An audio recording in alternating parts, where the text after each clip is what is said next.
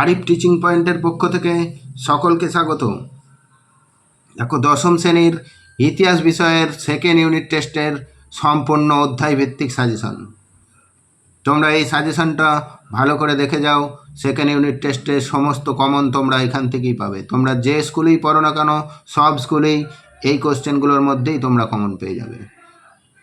তাই তোমরা চতুর্থ অধ্যায়ের কোশ্চেনগুলো ভালো করে দেখো। এই অধ্যায় থেকে 2026 মাধ্যমিকেতেও তোমরা কমন পাবে এই কোশ্চেনগুলো। সেকেন্ড ইউনিটেতে তোমরা কমন পাচ্ছই, তার সাথে সাথে 2026 মাধ্যমিক পরীক্ষার সময়ও তোমরা এই অধ্যায় থেকে কমন পেয়ে যাবে, কারণ এই অধ্যায় থেকে এবছর কোশ্চেন হবেই হবে। দেখো, প্রথম 8 মার্কসের দুটি কোশ্চেন দেওয়া আছে। তার মধ্যে প্রথম কোশ্চেনটি খুবই গুরুত্বপূর্ণ। মহাবিদ্রের চরিত্র ও প্রকৃতি আলোচনা করো, খুব গুরুত্বপূর্ণ কোশ্চেন। তারপরে 2 নম্বর কোশ্চেনটা দেখো, লেখায় রেখায় জাতীয়তাবাদের বিকাশ সম্পর্কে আলোচনা করো। তারপরে 3 নম্বরে দেশপ্রেম বিকাশে বঙ্কিমচন্দ্র ও বিবেকানন্দের ভূমিকা কী ছিল। দেখো, এই সাজেশন পিডিএফটি তোমরা যদি নিতে চাও তাহলে তোমরা সম্পূর্ণ ভিডিওটি দেখে যাও। এই ভিডিওর মধ্যে একটা পাসওয়ার্ড বলা থাকবে, সেই পাসওয়ার্ডটা তোমরা টাইপ করবে। ডেসক্রিপশনে গিয়ে ডেসক্রিপশন বক্সে তো দেখবে যে পিডিএফের লিঙ্ক দেওয়া আছে, সেখান থেকে তোমরা ডাউনলোড করে নিতে পারবে। আমি পাসওয়ার্ডটা বলবো, তোমরা শুনে নেবে, তারপরে ডাউনলোড করে নেবে। এরপর 4 মার্কসের কোশ্চেনগুলো দেখো। 1 নম্বরে মহারানীর ঘোষণাপত্র সম্পর্কে টিকা লেখো। 2 নম্বর জাতীয়তাবাদের উন্মেষে ভারতমাতা চিত্রের কী ভূমিকা ছিল। 3 নম্বর ভারতের জাতীয়তাবাদের বিকাশে গোড়া উপন্যাসের ভূমিকা কী ছিল। 4 নম্বর দেখো, 1857 সালের বিদ্রোহের প্রতি শিক্ষিত বাঙালি সমাজের কীরূপ মনোভাব ছিল। 5 নম্বর কোশ্চেনটা দেখো, হিন্দু মেলা সম্পর্কে একটা টিকা লেখো। তারপরে 6 নম্বর কোশ্চেন দেখো, গগনেন্দ্রনাথ ঠাকুরের ব্যঙ্গচিত্র ঔপনিবেশিক সমাজে কতটা প্রভাব বিস্তার করেছিল। এরপর 2 মার্কসের যে কোশ্চেনগুলো তোমাদের করতে হবে, প্রথমেই আছে সভা সমিতির যুগ বলতে কী বোঝো। তারপরে দেখো, কাকে কেন স্বদেশ প্রেমের গীতা বলা হয়। 3 নম্বর দেখো, ইলবার্ট বিল আন্দোলন কি বা ইলবার্ট বিল কী ছিল। তারপরে 4 নম্বর কোশ্চেনটি দেখো, ভারত সভার দুটি উদ্দেশ্য আলোচনা করো। এই পিডিএফটি ডাউনলোড করার জন্য 4টি অক্ষর আছে। তার মধ্যে প্রথম অক্ষরটা হলো ক্যাপিটাল লেটারে এইচ। এবার 5 নম্বর কোশ্চেনটা দেখো, মঙ্গল পাণ্ডে স্মরণীয় কেন। তারপর 6 নম্বর কোশ্চেন দেখো, সিপাহী বিদ্রোহের প্রত্যক্ষ কারণ কী ছিল। তারপর 7 নম্বর কোশ্চেন দেখো, বঙ্গভাষা প্রকাশিকা সভা কে কী উদ্দেশ্যে গড়ে তোলেন। তারপরে 8 নম্বর কোশ্চেন দেখো, 76-এর মনন্তর কী। তারপরে 9 নম্বর কোশ্চেন, ভারত মাতা চিত্রের দুটি ঐতিহাসিক তাৎপর্য লেখো। তারপরে 10 নম্বর কোশ্চেন, ভার্নাকুলার প্রেস অ্যাক্ট কী। তারপরে 11 নম্বর কোশ্চেন, জমিদার সভা ও ভারত সভার দুটি পার্থক্য লেখো। এরপরে তোমরা পঞ্চম অধ্যায়ের জন্য যে কোশ্চেনগুলো দেখতে হবে সেগুলো দেখো। প্রথমেই 8 মার্কসের দুটি দেওয়া আছে। তার মধ্যে প্রথমটি খুবই গুরুত্বপূর্ণ। প্রথম, মানুষ প্রকৃতি ও শিক্ষার সমন্বয় বিষয়ে রবীন্দ্রনাথ ঠাকুরের চিন্তাভাবনা আলোচনা করো। তারপরে 2 নম্বর কোশ্চেনটা দেখো, বাংলায় আধুনিক ছাপাখানা মুদ্রণ শিল্পের অগ্রগতি সম্পর্কে আলোচনা করো। এই দুটি ভালো করে দেখে যাও। তারপরে 4 মার্কসের জন্য দেখো, প্রথম কোশ্চেন আছে, ছাপা বইয়ের সঙ্গে শিক্ষা বিস্তারের সম্পর্ক বিশ্লেষণ করো। 2 নম্বর, কলকাতা বিজ্ঞান কলেজ সম্পর্কে টিকা লেখো। 3 নম্বর, কারিগরি শিক্ষার প্রসারে বিটিআইয়ের অবদান কী ছিল।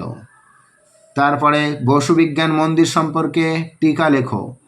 তারপরে 5 নম্বর কোশ্চেন দেখো, বাংলায় ছাপাখানার বিকাশে উপেন্দ্র কিশোর রায় এর ভূমিকা কী ছিল।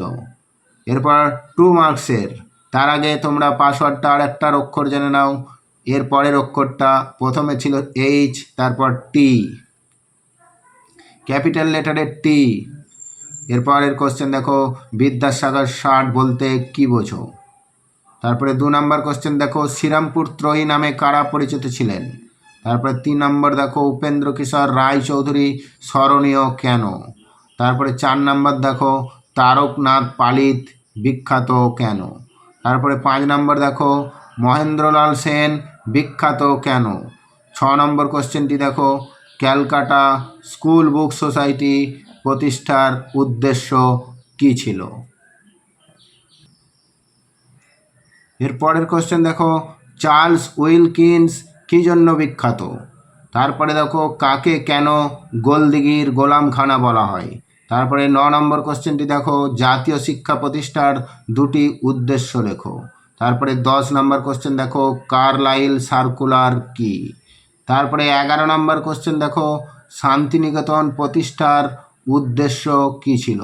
তারপরে 12 নম্বর কোশ্চেনটি দেখো জাতীয় শিক্ষা পরিষদ ব্যর্থ হয়েছিল কেন।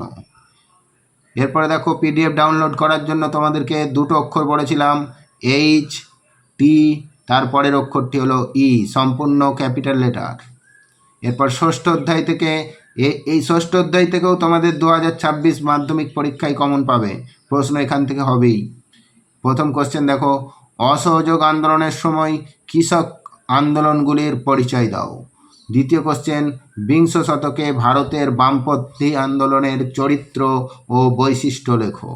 এরপর 4 মার্কসের কোশ্চেনগুলো দেখো ভারত ছাড় আন্দোলনের সময় বাংলায় কৃষক আন্দোলনের বর্ণনা দাও। তারপরে 2 নম্বর কোশ্চেন দেখো বঙ্গভঙ্গ বিরোধী আন্দোলনের প্রতি কৃষক শ্রেণীর আগ্রহ ছিল না কেন। তারপরে 3 নম্বরটা দেখো অসহযোগ আন্দোলনে নারী সমাজের কী ভূমিকা ছিল। 4 নম্বর কোশ্চেন দেখো আইন অমান্য আন্দোলনে কৃষক শ্রেণীর অবদান কী ছিল। তারপরে 5 নম্বর কোশ্চেন দেখো বামপন্থী আন্দোলনে মানবেন্দ্রনাথ রায়ের অবদান লেখো।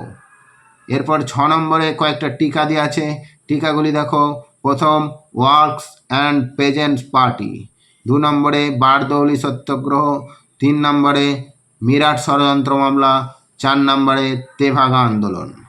এবার 2 মার্কসের জন্য যে কোশ্চেনগুলো দেখতে হবে সেগুলোর প্রথম কোশ্চেনটা খুবই গুরুত্বপূর্ণ, 3 কাঠিয়া প্রথা কী। 2 নম্বরে ত্রিপুরী সংকট কী। 3 নম্বরে নিখিল ভারত ট্রেড ইউনিয়ন কংগ্রেস প্রতিষ্ঠার উদ্দেশ্য কী ছিল।